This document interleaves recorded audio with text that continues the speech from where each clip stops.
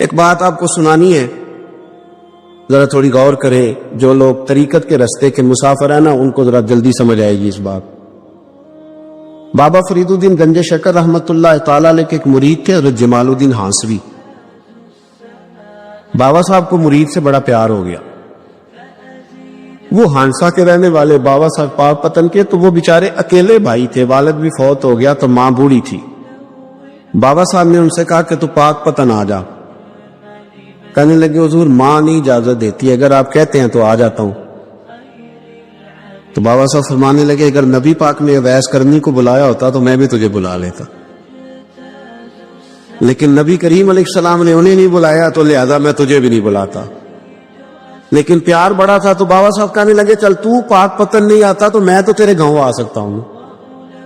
3 سال بابا جی مرید کی خاطر اس کے گاؤں میں چلے گئے. ان بھی پیٹو جاندے نے مرید کی خاطر، پر مرید پجاروں والا ہونا چاہیے. اگر ہی وہ تو پھر انہوں نے راہ اوکھا لگتا ہے، پھر مشکل ہوتا ہے. چلے جاتے ہیں اب بھی چلے جاتے. ماڑا ہے تو انہوں کہنا ہے تو جمعراتی آئی سویرے 8 بجے. ہاں تو کدھر آ گئے. تگڑا ہے تو انہوں کہتے تو بڑی لیٹ آیا، تو راتی خواب بھی آیا سویرے. خدا بندہ یہ تیرے سادہ دل بندے کدھر جائیں. فقر بھی ایاری ہے، شہنشاہی بھی ایاری. میرے بھائی سنے، بابا صاحب نا اس نے جب یہ بات کی تو مرید نے ناراض ہو گیا، وہ لڑائی ہو گئی، گریبان پکڑ لیا، جھگڑا ہوا، بات بڑی دور گئی. اس طرح کی بات کرتا میرے حضرت کے بارے میں، تیرے جیسے کئی میں وہاں کام پہ رکھا دوں. جب وہ بڑی بحث ہوئی، بات محلے میں علاقے میں پھیل گئی، دنیا نے سن لی تو شیخ شرف الدین تک بھی پہنچ گئی. اس طرح جھگڑا ہوا ہے. لوگ سو گئے عشاء کی نماز کے بعد. حضرت صاحب نے نا سر پہ کپڑا لیا، اس عیسائی کے دروازے پہ دستک دی. وہ باہر آیا، فرمانے لگے لوگ تو سوچ سمجھ کے ملازم رکھتے ہیں، تو نے بھی تو سوچ ہی لیا ہوگا تبھی تو مجھے آفر کی ہے. تو اپنی آفر پہ قائم ہے، واقعی مجھے رکھ لے گا اور 6000 دینار دے دے گا. کہنے لگا جا بابا کام کر اپنا. فرمایا نہیں، تو نے اتنے لوگوں میں بات کی، اتنی بحث ہوئی، تو قائم ہے. کہنے لگا میں تو قائم ہوں پر آپ نے نہیں قائم رہنا. فرمایا میں سوچ سمجھ کے آیا.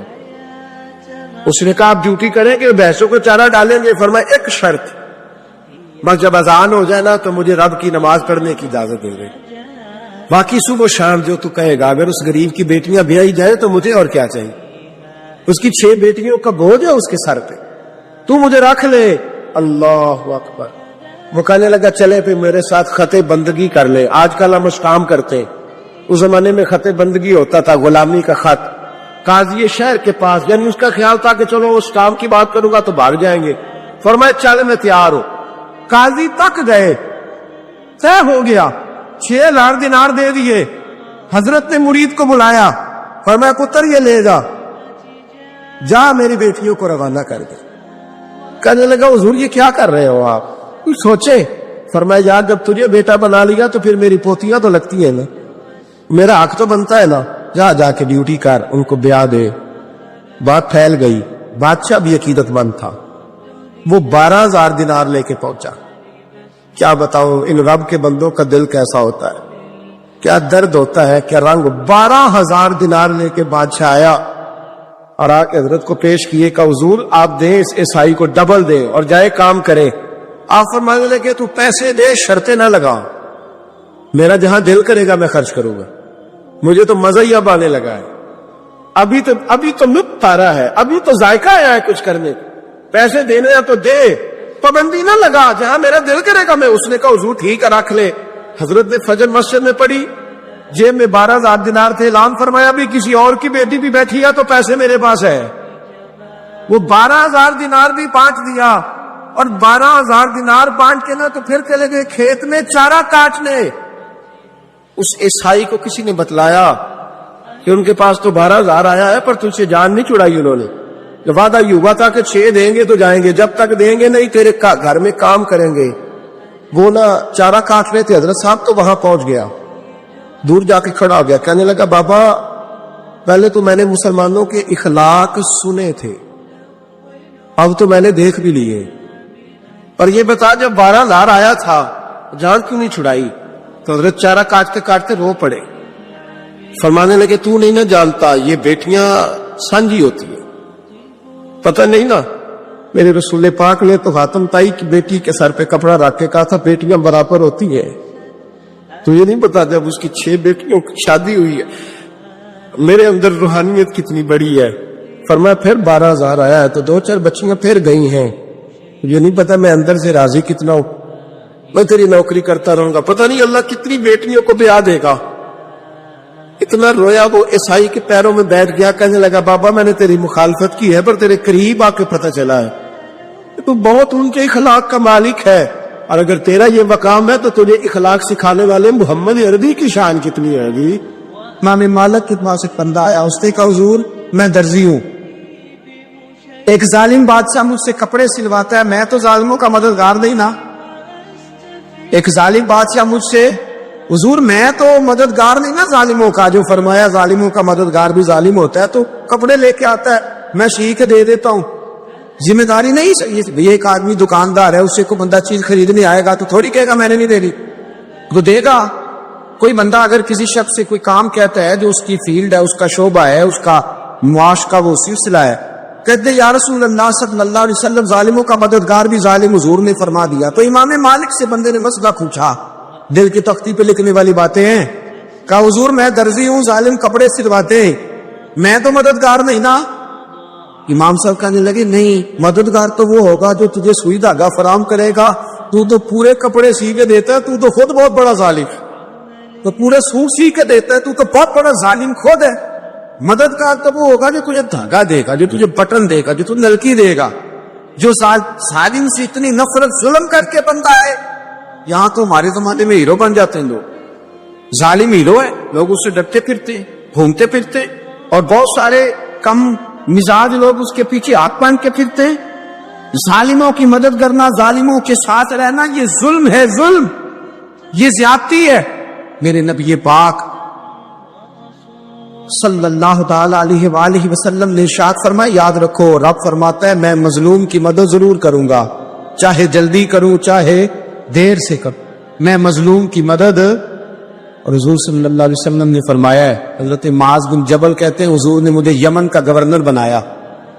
جب میں جانے لگا نا تو حضور نے بڑی نصیحتیں کی, بخاری میں موجود ہے. فرماتے جب میں پلٹنے لگا تو میرے رسول نے فرمایا معاذ ایک منٹ ٹھہر جا, ایک بات میری یاد رکھنا, اس کو نہ بھولنا. کہا حضور کیا؟ فرمایا دیکھنا کسی پہ ظلم نہ کر بیٹھنا, کہیں تجھ سے زیادتی نہ ہو جائے. محبوبہ پھر حضور نے فرمایا سن میرے معاذ, میں تجھے گورنر بنا رہا ہوں, زیادتی نہ کر بیٹھنا. یا رسول اللہ صلی اللہ علیہ وسلم کیا ہوتا ہے؟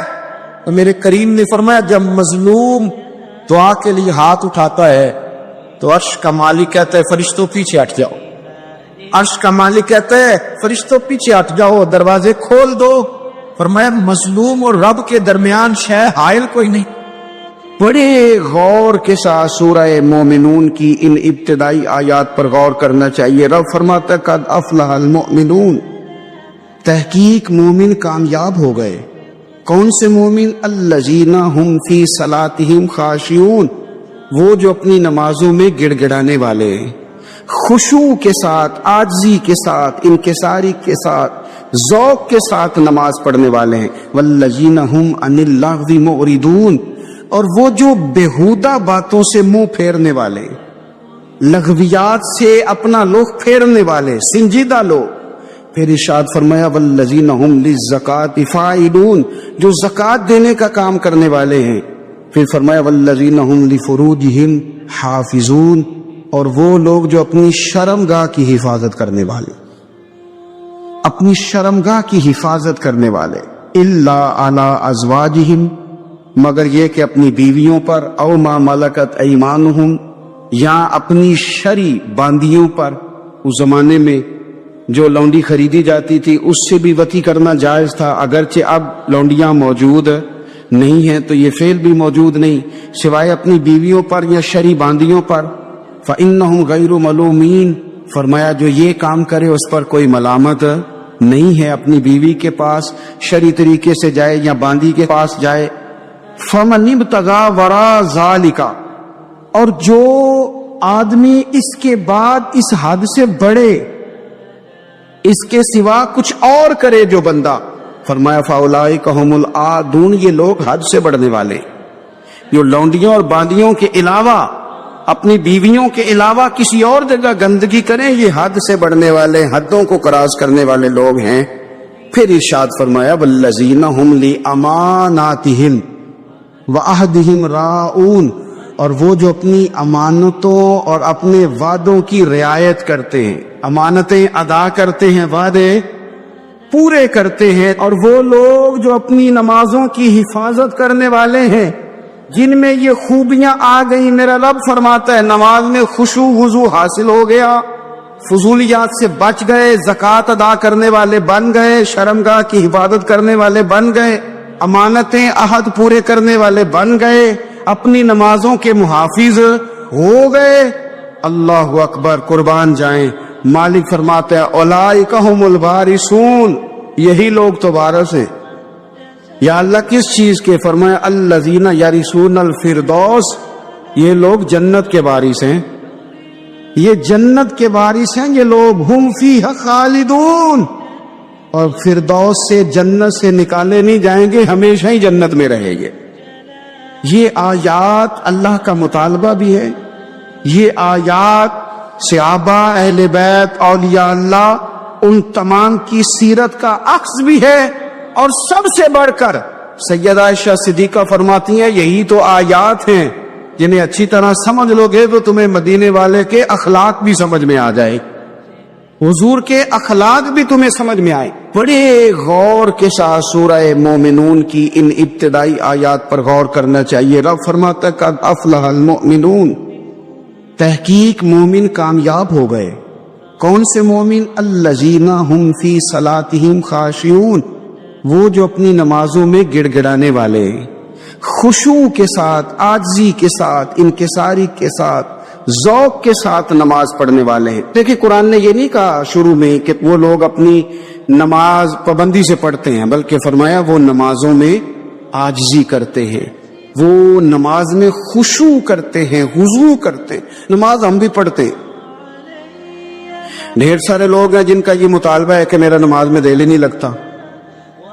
پہلی بات تو یہ ہے کہ دل نہ بھی لگے تو نماز پھر بھی پڑھنی ہے، اور دوسری بات یہ کہ دل لگانے کو بھی تو کچھ انسان کے پاس چیزیں ہونی چاہیے نا، کوئی ضروریات ہوتی ہیں۔ سب سے پہلی بات یہ کہ مسئلہ نماز کا نہیں، مسئلہ اہمیت کا ہے۔ آپ نے اللہ تبارک و تعالی کی ذات کی، رب کریم کے جلالت کی جتنی زیادہ اہمیت اپنے دل میں محسوس کر لی، اتنا ہی نماز کی طرف توجہ آپ کی بڑھ جائے گی۔ آپ سادی سی مثال ہے، غور کر لیں، جتنا آپ اپنے استاد کو پروٹوکول دیتے ہیں، جتنی عزت کرتے، اتنا ہی وقت پہ آپ ان کے پاس پہنچ بھی جاتے۔ اگر آپ کے دل میں اہمیت نہیں ہے تو آپ ٹال دیں گے، اور جس استاد کی اہمیت ہے اس کے فون کی گھنٹی بجتے ہی فون بھی اٹھایا جائے گا، اور بات پوری مکمل بھی نہیں ہوگی تو کہا جائے گا جیسے آپ کہیں گے، اور جو وقت وہ دیں گے ان سے 10 منٹ پہلے پہنچنے کی کوشش بھی کی جائے گی۔ بس سمجھ لیں دل لگنے نہ لگنے کا مسئلہ نہیں، اہمیت کا مسئلہ ہے۔ آپ جتنی اپنے مالک کی بارگاہ کی اہمیت سمجھ لیں گے، اتنا ہی وقت پہ مسجد آئے گی، اتنا ہی شوق سے نماز پڑھیں گے۔ دوسری بات، نماز کے ترجمے پہ غور کریں۔ آپ یقین کریں اگر نماز کا ترجمہ ہمیں آ جائے نا تو ہمیں تو یوں لگے کہ ہم تو اپنے مالک کی بارگاہ میں عرض و معروض کرنے حاضر ہوئے۔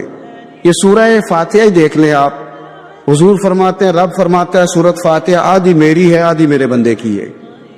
جب اس نے کہا الحمدللہ رب العالمین الرحمن الرحیم مالک یوم الدین ایاک نعبد و ایاک نستعین، جب یہاں تک وہ لفظ کہتا ہے تو یہ حصہ میرا تھا، اس نے اپنے رب کی تعریف کی، اور جب کہا نا اس نے اہدنا الصراط المستقیم، اب بندے نے التجائیں شروع کر دی۔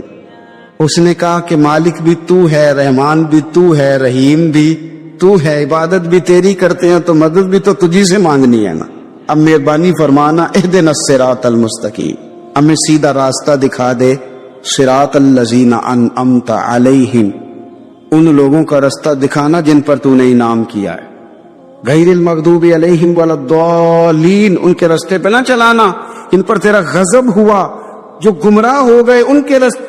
تو نماز میں جب ترجمے پر آپ کا غور ہوتا ہے تو آپ کا تو دل خود بخود لگ جاتا ہے، شوق پڑ جاتا ہے آپ کا۔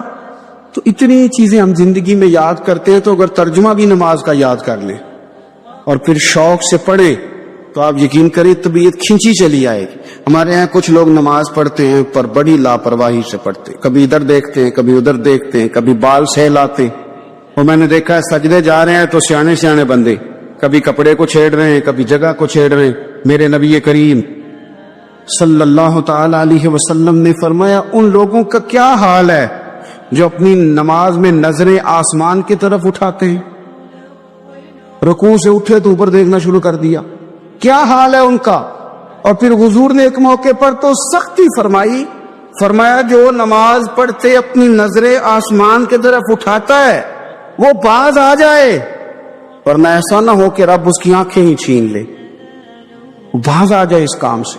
خشوع کے ساتھ نماز پڑھے، عاجزی کے ساتھ نماز پڑھے، اس کا دل لگا ہوا ہو نماز کے اندر۔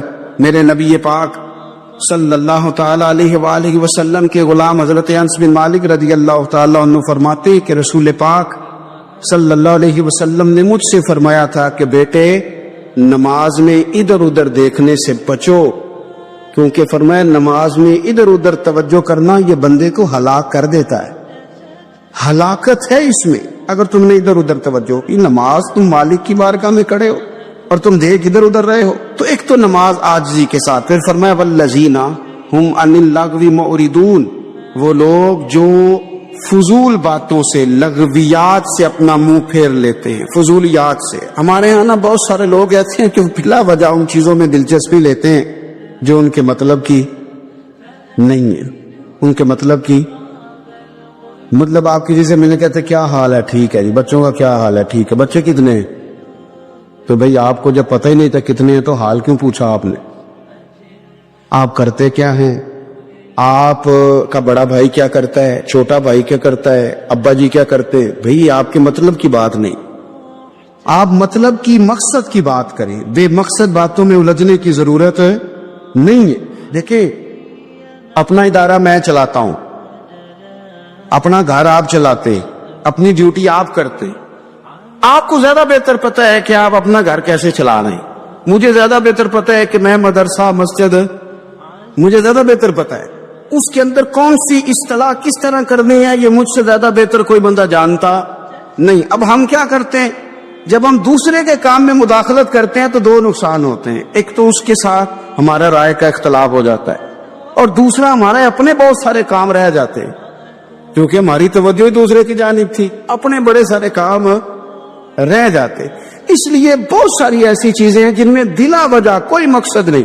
ہم پرانے لوگوں سے باتیں سنا کرتے تھے، ہمارے بزرگ کہا کرتے تھے جڑے پنڈ جانا نہیں، جڑے پنڈ جانا نہیں وہ راہ پوچھنے دی کی، لغویات میں نہ الجھے، فضولیات میں نہ الجھے، یعنی ٹو میں رہنا، ٹو میں۔ آپ یقین کریں میں نے پرسنلی طور پہ اس چیز کو محسوس کیا ہے کہ ہمارے بہت سارے اہم حقوق صرف اس لیے مس ہوتے کہ ہماری اپنے سے زیادہ توجہ سامنے والے پہ ہوتے، سامنے والے۔ میں نے دیکھا بڑے بڑے عجیب سوال اور بڑے بڑے انوکھے سوال، مطلب یہ کہ اتنی لمبی چوڑی، اور لوگوں کو بڑا پتہ ہوتا ہے یہ فلاں آدمی جو ہے اس کے بچے کتنے ہیں، وہ بیاہ ہے کہاں پہ، کس کس علاقے میں ان کی شادیاں ہوئی ہیں۔ اتنی تفصیلات کی ہمیں ضرورت نہیں ہے، ہم سے تو ہمارے بارے میں پوچھا جائے، تو ہمیں اپنا معاملہ بڑا صاف ستھرا۔ دیکھیں کیا سونی بات کی مدینے والے رسول، قربان جائیں حضور کے جملوں پر۔ ایک شخص نے پوچھا حضور سونا اسلام کون سا ہے، خوبصورت مسلمان کون ہے؟ تو نبی پاک صلی اللہ علیہ وسلم نے فرمایا وہ خوبصورت مسلمان ہے جو بات اس کے مقصد کی نہیں، بے معنی ہے وہ بات وہ چھوڑ دے، بے مقصد باتوں سے الجھنا جو بندہ چھوڑ دے وہ مسلمان بڑا سونا مسلمان ہے۔ ہم کمزور اس لیے ہوتے ہیں کہ ہماری توجہ زیادہ دوسروں کی باتوں پر پڑتی ہے۔ پھر فرمایا والذین ھم للزکاۃ فاعلون، وہ لوگ جو زکوٰۃ دینے کا کام کرتے ہیں، صدقات کرتے ہیں، خیرات کرتے ہیں، وہ کامیاب ہو جاتے۔ پھر فرمایا والذین ھم لفروجہم حافظون، وہ جو اپنی شرمگاہ کی حفاظت کرتے ہیں۔ نوجوان میری بات پر توجہ کریں، فرمایا وہ لوگ جو اپنی شرمگاہ کی، والذین ھم لفروجہم حافظون، وہ لوگ جو اپنی شرمگاہ کی حفاظت کرتے. حضور غوث پاک رضی اللہ تعالیٰ عنہ فرمایا کرتے تھے 2 چیزیں انسان اپنی سنبھال لینا، ایک پیٹ اور ایک شرمگاہ، تو فرماتے تھے ولایت اس کے بڑی قریب آ جاتی. ہم نہ ان لذات میں الجھ جاتے. سیانے بندے روٹی کمر سیدھی کرنے کے لیے کھانی چاہیے، زبان کے ذائقے کے لیے نہیں کھانی چاہیے.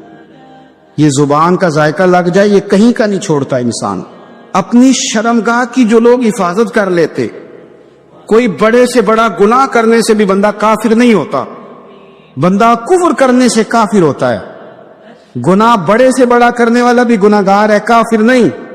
لیکن بعض گناہ ایسے ہیں جو جس وقت بندہ کر رہا ہوتا ہے اس وقت وہ مومن نہیں ہوتا. میرے نبی کریم صلی اللہ تعالی علیہ وسلم نے فرمایا جب کوئی شرابی شراب پیتا ہے اس وقت مومن نہیں ہوتا. جب کوئی چور چوری کرتا ہے تو اس وقت مومن نہیں ہوتا، اور جب کوئی زانی زنا کرتا ہے تو تب وہ مومن نہیں ہوتا. اتنی دیر کے لیے اس کے دل سے ایمان نکال لیا جاتا ہے. یہ جو ہمارے لڑکے بن سنور کے نکلتے ہیں، یہ جو میک اپ کا خرچہ لڑکیوں کے برابر لڑکوں کا ہوتا جا رہا ہے، یہ جو لڑکے بھی رات کو چہرے پر کریم لگا کر کے سوتے، یہ بتا سکتے ہیں کہ مقاصد کیا ہے؟ بتا سکتے ہیں؟ یعنی بچے بھی بغیر شیمپو کے بال نہیں دھوتے، مثلا کیا کرنا ہے آپ نے اس کا؟ بڑی بڑی قیمتی چیزیں جو ہیں وہ آپ نے رکھی ہوئی ہیں، مقصد کیا ہے؟ یہ جو ہمارے بچے بن سنور کے نکل رہے ہیں تو کیا دعوت دے رہے ہیں سوسائٹی کو؟ شارٹ نکرے پہن کے جو نکلے ہوئے، پوریاں لباس پہن کے نکلے ہوئے. اقبال نے کہا تھا دیار مشرق حوض میں غلطاں، شباب اریاں شراب اسیاں، جسے بھی دیکھو غری کے اسیاں. ہم ایسی تہذیب کیا کریں گے؟ شباب اریاں، تم نے اپنی جوانی ننگی کر ڈالی ہے ساری معاذ اللہ. کن مقاصد کے لیے؟ میں وہ اعداد و شمار بتا نہیں سکتا. ہمارے ہاں گاند سستا ہو گیا ہے، لوگوں نے گناہ تک پہنچنا آسان بنا دیا ہے. آپ دیکھ لیں گندگی دروازے پہ اور گند موبائل میں. کیسے بچائیں ان بچوں کو؟ کیا کریں؟ کلیجے پھٹتے. ابھی باتیں سوچتے ہیں تو سوچتے ہیں آنے والی نسل کو کہاں لے جائیں، کہاں چھپائیں، کیا ایسا کرے کہ یہ بچ جائیں. خدا را قربان جائیں حضرت عثمان غنی پر. مصنف ابن ابی شیبہ میں صحابہ فرماتے حضرت عثمان غنی نا بڑے مالدار تھے. مال آتا ہے تو لوگ عیاش نہیں ہو جاتے، مال آتا ہے تو لوگوں کی خواہشات بہت بڑھ نہیں جاتی. بڑے مالدار تھے، مالدار بھی تھے اور سونے بھی بڑے تھے. حضرت اسامہ بن زید کہتے ہیں میں نے زندگی میں اتنا سونا بندہ نہیں دیکھا جتنے حضرت عثمان غنی خوبصورت تھے، پیسہ بھی حسن بھی.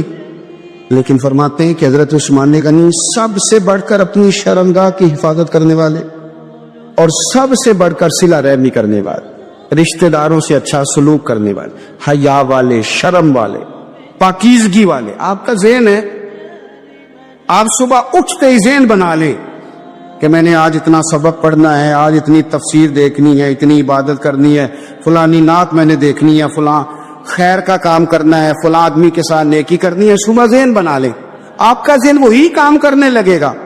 لیکن اگر صبح اٹھتے ہی ذہن میں گندگی ہے، رات کو سوتے ہی معاذ اللہ ذہن میں وسوسے ہیں، تو سارا دن وہی چکی چلے گی، وہی انداز رہے گا. تھوڑا سا آپ کو اس کی نگرانی کرنی ہے، تھوڑا سا. ایک بڑی خوبصورت بات امام اعظم ابو حنیفہ کے ایک شاگرد گزرے امام محمد رحمۃ اللہ علیہ. خوبصورت بڑے تھے، کچھ خوبصورت تھے، کچھ سونا، کچھ منہ دا میٹھا، کچھ پیارے بڑے تھے. کچھ ان کا انداز یہ تھا کہ نفاست پسند بڑے تھے، بڑے نفیس تھے. نکلتے تھے تو تنہا نہیں نکلتے تھے. ایک دفعہ بغداد میں تشریف لائے تو بغداد سے انہوں نے ایک بستی اور میں جانا تھا، تو وہاں یہودیوں اور عیسائیوں کا بڑا غلبہ تھا. تو امام محمد رحمت اللہ علیہ فرمانے لگے یہودیوں عیسائیوں کے بیچ سے گزرنا ہے تو کوئی یہی نہ سمجھے کہ ان کے تو پلے کچھ نہیں.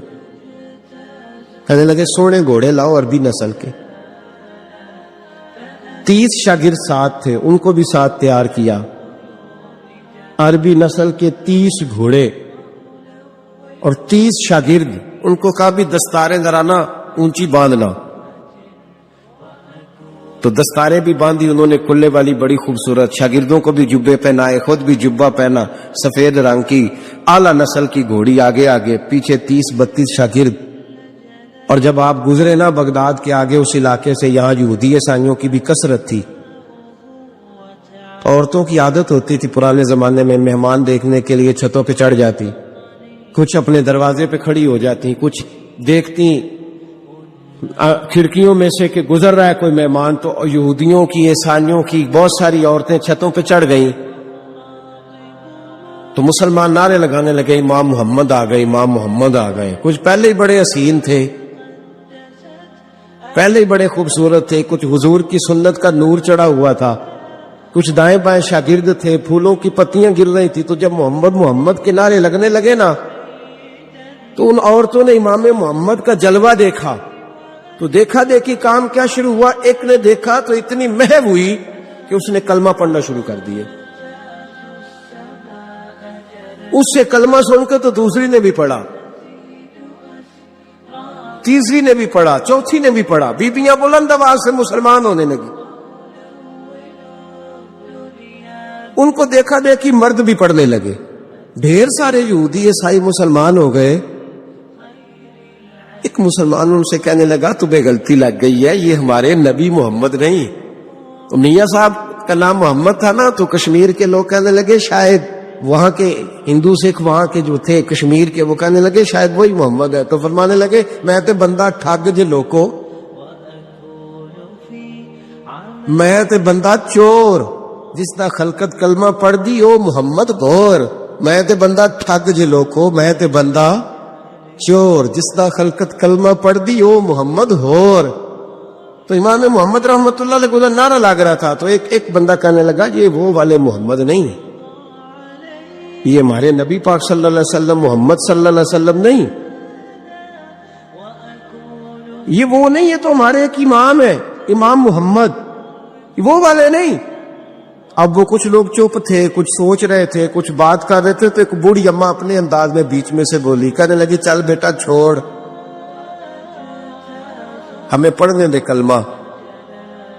اگر مسلمانوں کے چھوٹے سے محمد کا یہ حال ہے تو بڑے محمد کا کیا حال. پڑھنے دے ہمیں کلمہ، یہ حال ہے ان کے غلاموں کا تو سرکار کا عالم کیا ہو. تو امام محمد کی چال نکلی. بتانا یہ چاہ رہا تھا کہ امام محمد رحمت اللہ علیہ سے ایک بندے نے ایک دفعہ مسئلہ پوچھا.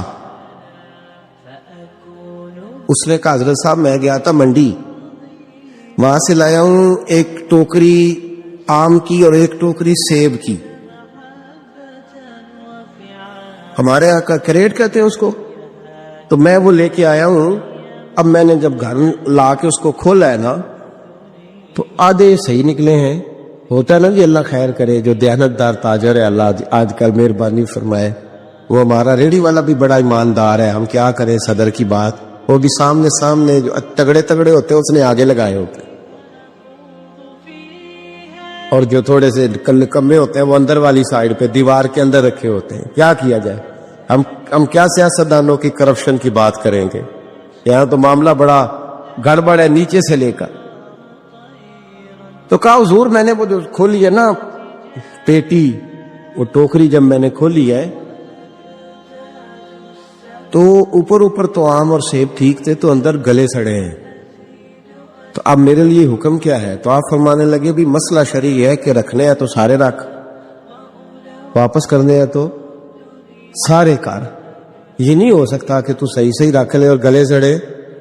تو یہ مسئلہ امام محمد بتا کے تو رونے لگ گئے.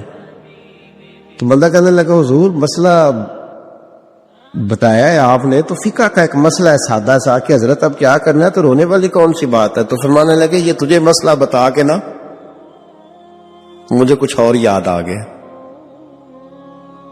آپ کو کیا یاد آیا ہے؟ فرمانے لگے میں بھی عرض کروں گا، مولا امام اعظم کے پاس بیٹھا ہوں، معروف کرخی، سری سکتی، جنید بغدادی، ان سارے درویشوں کے پاس رہا ہوں. میں بھی بیٹھا ہوتا تھا اس محفل میں جس میں یہ ہوتے تھے.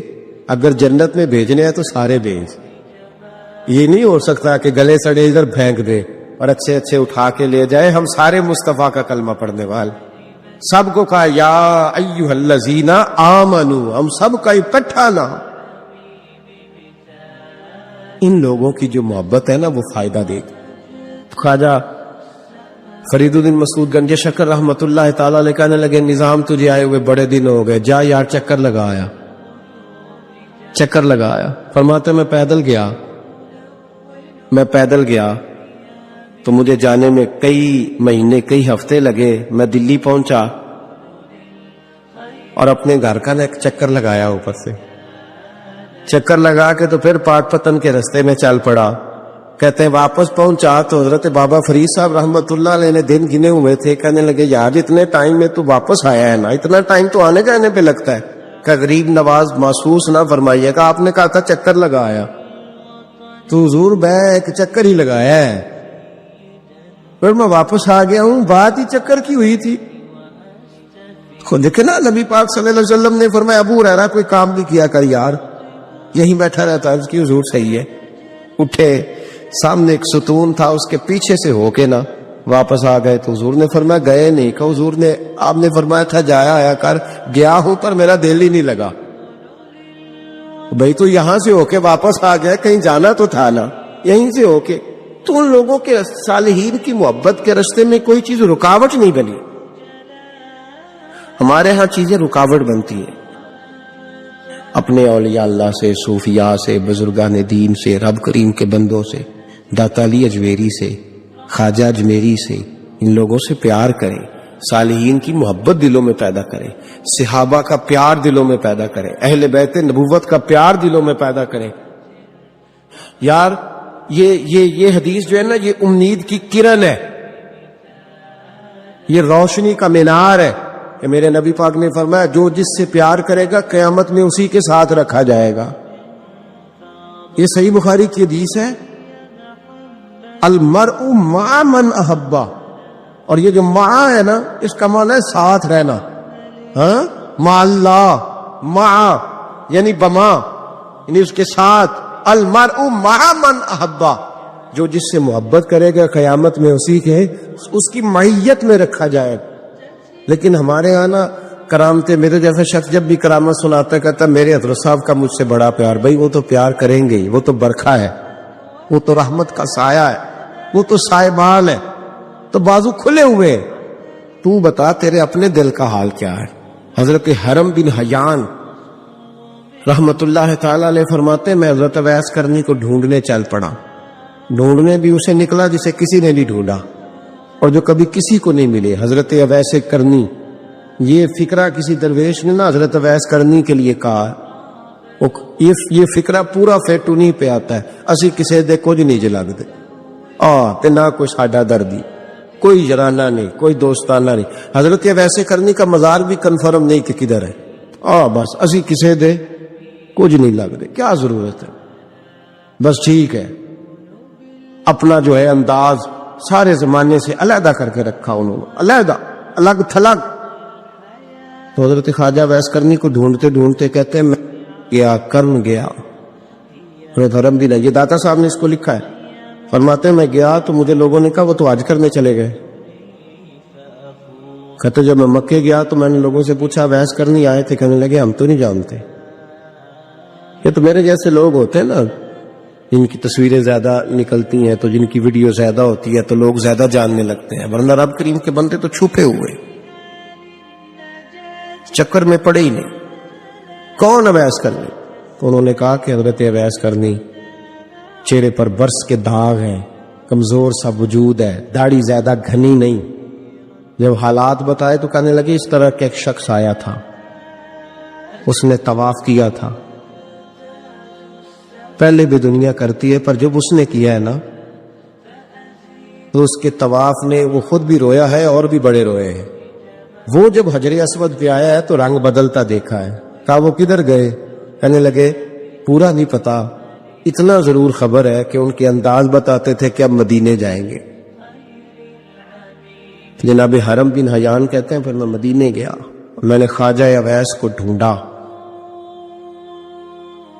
میں نے کہا یار میں نے حضرت خواجہ اویس کرنی کو ملنا ہے، کسی نے بتایا ہے کہ وہ مدینہ شریف آئے.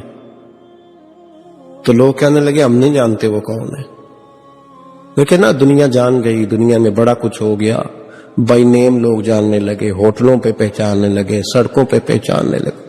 لیکن بات تو یہ ہے کہ جن کو پہچاننا چاہیے اگر وہ پہچان لیں پھر تو بڑی بات ہے، پھر تو بڑی بات ہے. لیکن اگر وہاں ہی پہچان نہ ہو سکے تو پھر تو معاملہ بڑا الگ سا ہے نا. عزیز بھائی، حضرت خواجہ ویس کرنی کے بارے میں پوچھا تو مدینہ شریف کے زائرین اور وہاں کے مقامی لوگ بھی کہنے لگے کوئی نہیں پتا، ہم نہیں جانتے، ملے ہی نہیں. تو کہا باریک سا وجود ہے، پرانا سا لباس ہے، برس کے داغ ہے، چہرے پہ داڑھی زیادہ گھنی نہیں، کسی کو پاس نہیں بٹھاتے. اور پھر ایک جملہ اور کہا، سنا ہے روتے ہیں تو بڑے درد سے روتے ہیں، سنا ہے بھیگی رہتی ہیں پلکیں، سنا ہے ان کی پلکیں بھیگی رہتی ہیں. میں 2-4 دن پہلے کسی سے سن رہا تھا شعر، اس نے کہا تھا ایک واری میری آنکھیاں تو انہوں نے اتھرو پونجے سن ہن چسکا پہ گیا رونے دا، ہر ویلے یا ہوزاری ہے. کہتے ہیں کہ وہ اس طرح کی اس کی کیفیت ہے. کہتے میں نے کہا یار وہی تو ویس کرنی تھے، کدھر گئے؟ کہنے لگے کوئی خبر نہیں. جب وہ آئے ہیں تو ان کے آنے کا انداز ہی نرالا تھا، سسکیاں اور آہیں نکل گئیں اس شخص کی جب وہ مدینے آیا. حضرت حرم بن حیان کہتے ہیں میں ڈھونڈتا رہا، تلاش کرتا رہا، پھر میں ان کو ڈھونڈتے ڈھونڈتے عراق میں آیا تو نہر فرات کے کنارے ایک کمزور سے آدمی کو ریت کے ٹیلے پر بیٹھ کے وضو کرتے دیکھا. کہتے ہیں جب ان کا وضو مکمل ہوا تو میں نے کہا السلام علیکم، تو کہتے انہوں نے چہرہ نہیں پھیرا، وہیں بیٹھے بیٹھے کہنے لگے وعلیکم السلام یا حرم بن حیان، یا حرم بن حیان وعلیکم السلام. کہتے میں نے کہا کہ من انت، آپ کون ہے؟ تو کہنے لگے وہی ہوں جسے تم مکے اور مدینے ڈھونڈتا رہا. تو کہتے میں نے کہا حضور آپ میرا نام کیسے جانتے ہیں؟ بڑا خوبصورت جملہ ہے، اللہ کرے آپ کو جی یاد رہے، سبق کبھی نہ بھولنا، یہ سبق کبھی نہ بھول.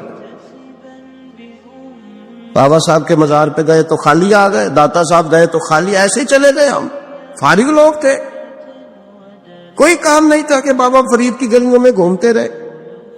ہم فارغ تھے کہ 2 بجے حضرت سلطان باہو رحمت اللہ علیہ کی جالیوں کے سامنے کھڑے رہے. ہم کو پتھر چاٹنے والے لوگ تھے کہ آدھی رات بیت گئی اور ہم بزرگان کرما والا شریف کھڑے رہے. یہ کیسے ہو گیا کہ محدث اعظم کے مزار پہ کھڑے رہے؟ ایسے ہی کوئی بات تھی؟ حضرت ویسے کرنی بول کر فرمانے لگے، کہنے لگے کیا کہا تو نے کہ میں تجھے کیسے جانتا ہوں؟ فرمانے لگے تو مجھ سے پیار کرتا ہے. عارف تو روحی من روحی کا، میری روح تیری روح کی جاننے والی ہے. یہ روحوں کا رشتہ ہے، یہ خطا نہیں جایا کرتا. عارف تو روحی من روحی کا، میری روح تیری روح کو جانتی ہے. یہ کیسے ہو گیا؟ کوئی ایسے لوگ تھے تو اتنی جگہ مجھے تلاش کر آیا اور میں تجھے جانوں نہ؟ یہ کیسے ہو سکتا ہے؟ یہ کیسے ممکن ہے؟ تو ڈھونڈتا رہا گلی گلی اور میں کہوں کہ میں تجھے جانتا نہیں؟ فرمایا حرم بن حیان میں، ہاں میں دعا کرتا ہوں اللہ کی بارگاہ میں کہ رب کریم مجھے اور تجھے جنت میں اکٹھا کر دے.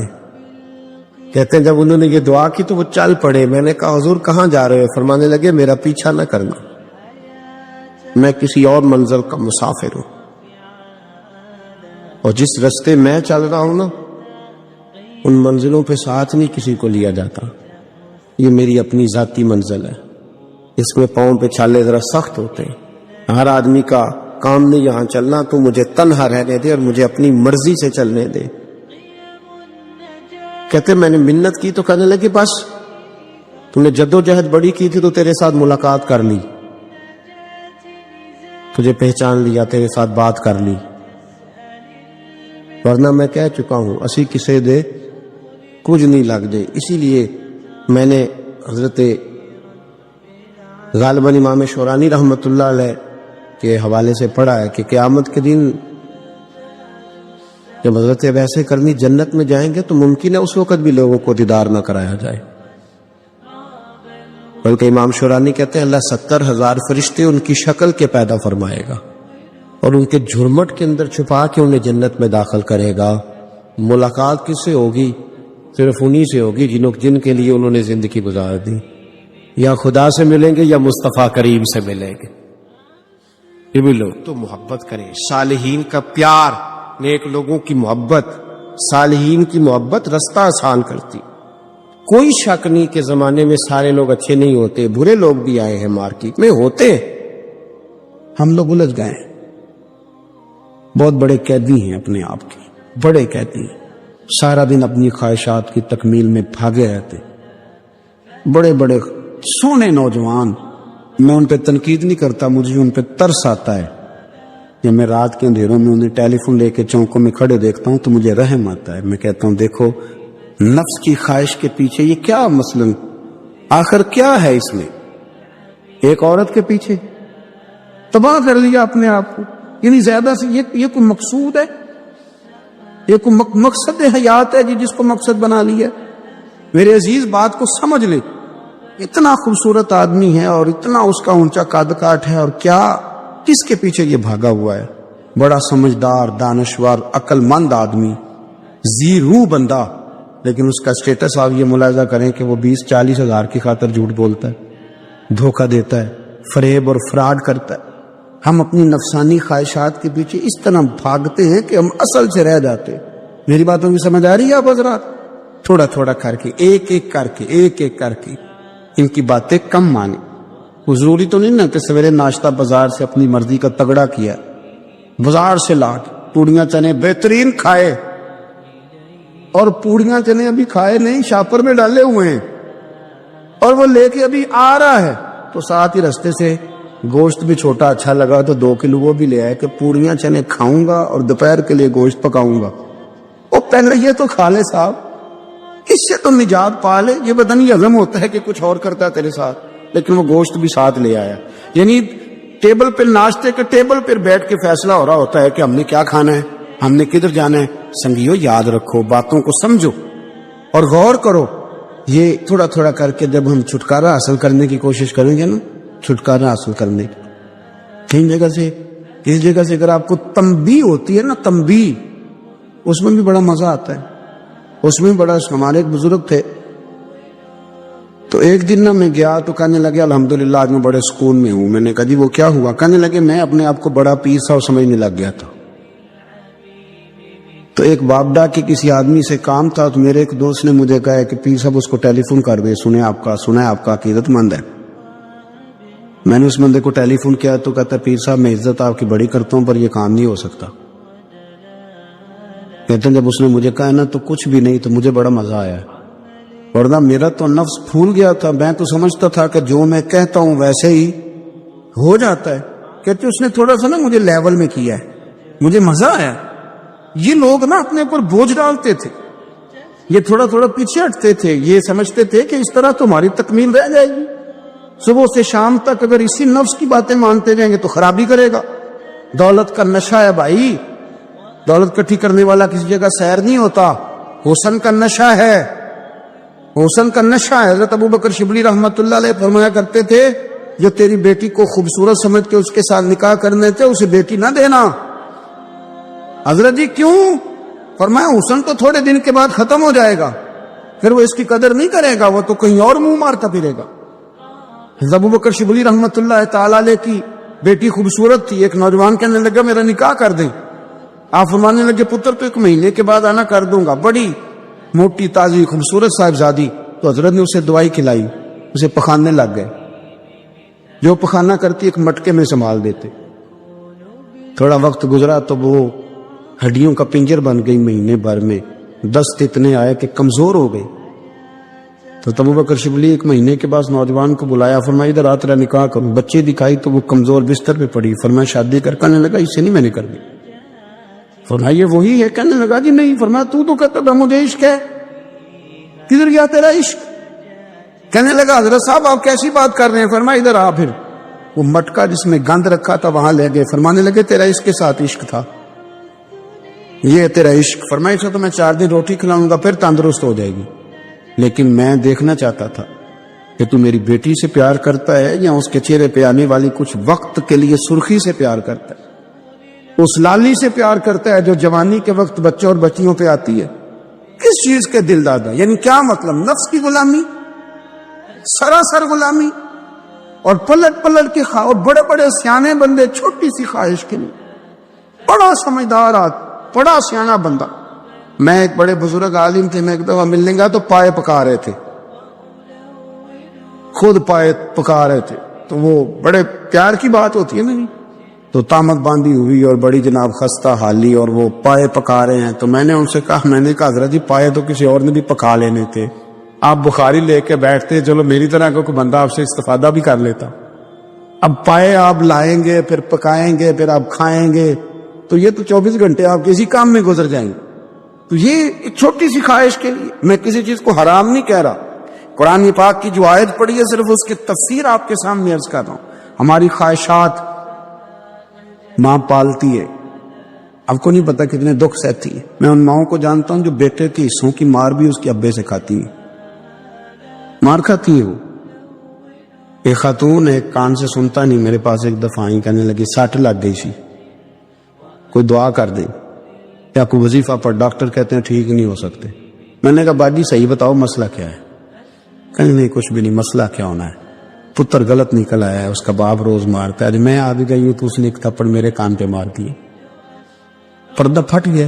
مائیں مار کھاتی ہیں، لیکن وہ پتر جس کو بڑی محنت سے پالا ہے، وہ جوان ہوتا ہے تو اماں سے کہتا ہے تجھے چھوڑ دینا ہے، پر جس لڑکی سے میرا ٹیلی فون پہ رابطہ ہے اسے نہیں میں نے چھوڑنا، وہ نہیں چھوڑ سکتی، ہر شے کچل جاتا ہے وہ۔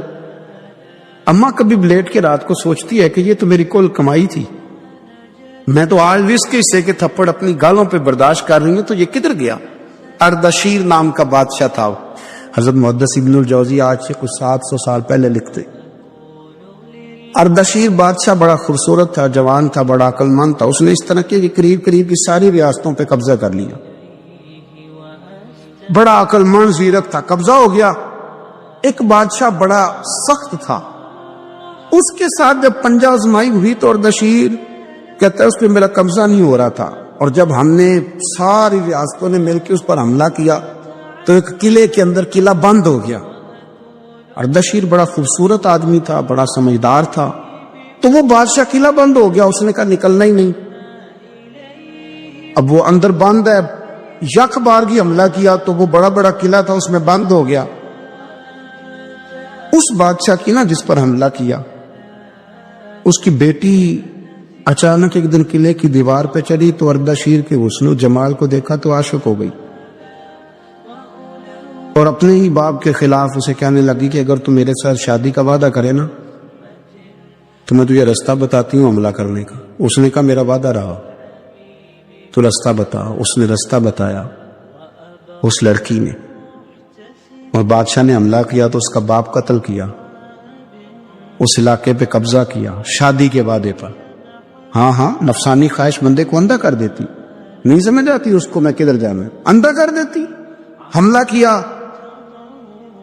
اور جب اس لڑکی کو لے کے آیا نا اپنے محل میں، تو پہلے دن شادی کی پہلی رات تھی، تو بستر بچھایا کنیز نے، تو وہ کبھی کروٹ ادھر بدلتی کبھی ادھر بدلتی، تو بادشاہ کہنے لگا کیا ہے؟ کہنے لگی بستر میں کچھ ہے، مجھے تکلیف دے رہی۔ اس نے چراغ جلائے اور جب بستر اٹھایا تو ایک اتنا سا دھاگا نکلا، دھاگے سے عموماً تکلیف نہیں ہوتی، تو اس نے کہا تو اتنی نرم و نازک ہے کہ دھاگا؟ کہنے لگی میرا باپ نا میرے ساتھ اتنا پیار کرتا تھا کہ روز میرا بستر بھی خود بچھاتا تھا، اور اس نے آلہ رکھا ہوا تھا، وہ ناپتا تھا کہ کوئی پایا اونچا نیچا تو نہیں، میری بیٹی کا بیلنس سوتے وقت خراب نہ ہو جائے، اور میرے لیے گوشت اور کپڑے بھی خود پسند کر کے لاتا تھا، کھانے پینے کا خود خیال کرتا تھا۔ اردشیر کہنے لگا اچھا وہ اتنا پیار کرتا تھا، اور پھر تو نے اس کے ساتھ کیا کیا؟ کہنے لگا بلاؤ کنیزوں کو بلایا، فرمایا اس کو اٹھاؤ اور جلاد کے پاس لے جاؤ، اسے کہو کہ اس کے بال ایک گھوڑے کے ساتھ باندھے، پیر دوسرے گھوڑے کے ساتھ باندھے، اور ایک گھوڑا ادھر بھگا دے، کدھر بھگا دے، یہ جس کے باپ نے اتنا پیار کیا یہ نفس کی اتنی غلام ہے کہ اس کی وفادار نہیں رہی تو میری وفادار کیسے بنے؟ اس نے اتنے نازوں سے پالا کہ دھاگا اسے برداشت نہیں۔ او یارو، یاد رکھو اگر نفس کی غلامی کرو اور بڑے بڑے وفاداروں کو چھوڑ کے غلامی کرو تو پھر کہو وفادار مل جائیں. کوئی بول لڑا نہ بول بیٹھی ہوں دے خصم ناراض بڑ بولیاں دے کہاں سر کھائے تے بول بول ٹھنڈ پائے. بڑے فرق نہیں سجنا بولیاں دے جڑیاں خصماں دی وچ رضا وسن بھاگ جاگ جاندے انہاں گولیاں دے